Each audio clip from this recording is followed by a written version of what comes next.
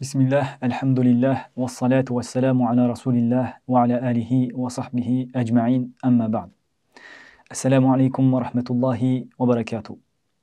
Chers frères et sœurs, nous continuons notre série de rappels sur les notions fondamentales de la croyance musulmane.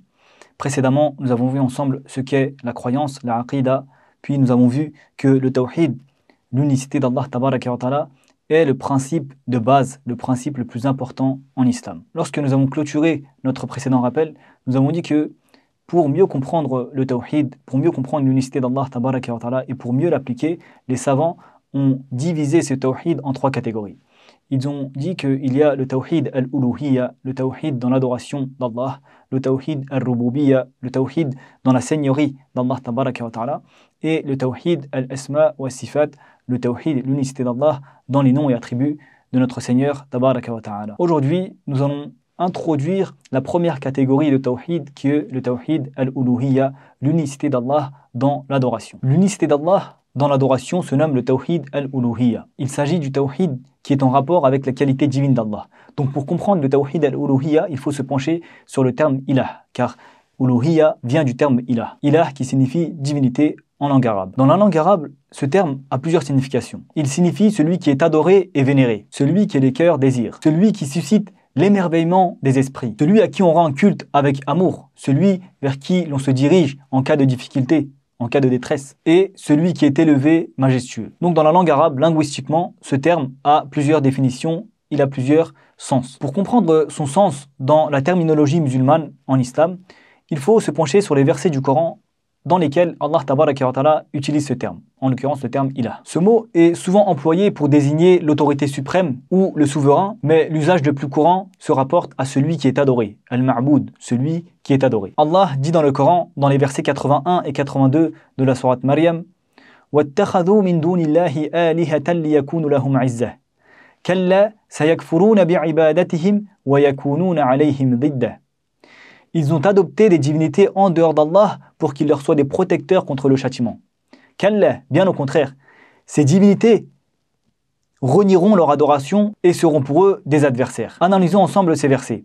Dans le premier verset, Allah tabaraka wa ta'ala nous dit وَاتَّخَذُوا مِن دُونِ اللَّهِ آلِهَةً. Ils ont adopté des divinités en dehors d'Allah. Ils ont adopté des divinités en dehors d'Allah. Il utilise le terme ilah au pluriel.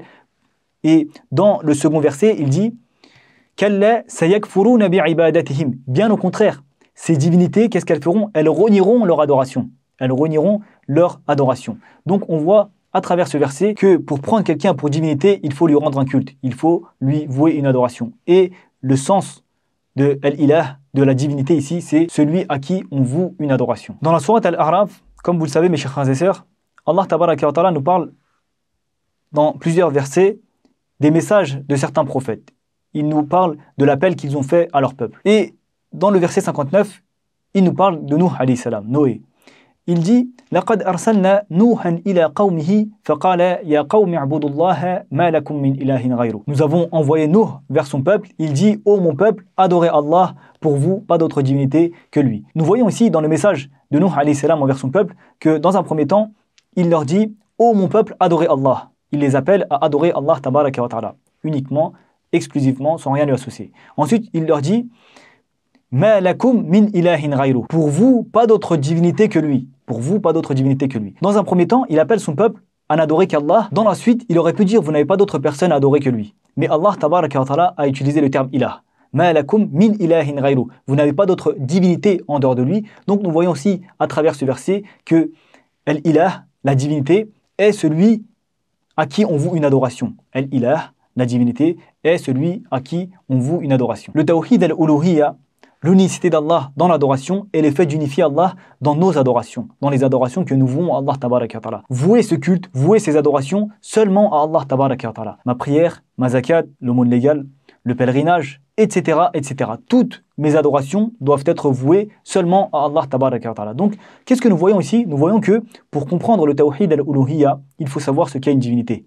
Nous avons vu ensemble ce qu'est une divinité, très succinctement, très rapidement. Nous avons vu que la divinité, c'est celui à qui on voue une adoration.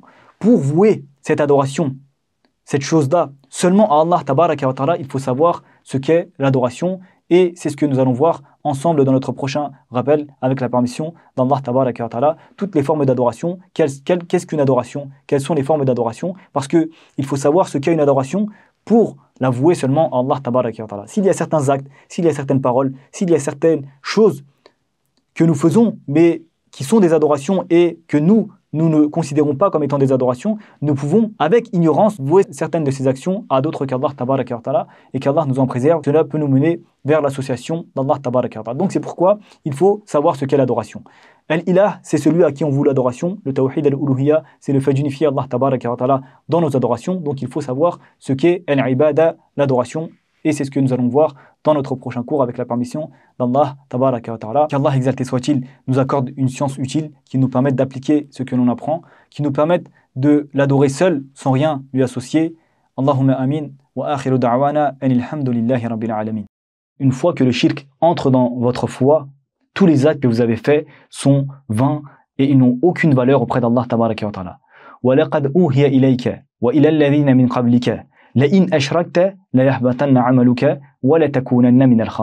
effet, il t'a été révélé ainsi qu'à ceux qui t'ont précédé. Si tu donnes des associés à Allah, ton œuvre sera certainement vaine et tu seras parmi les perdants.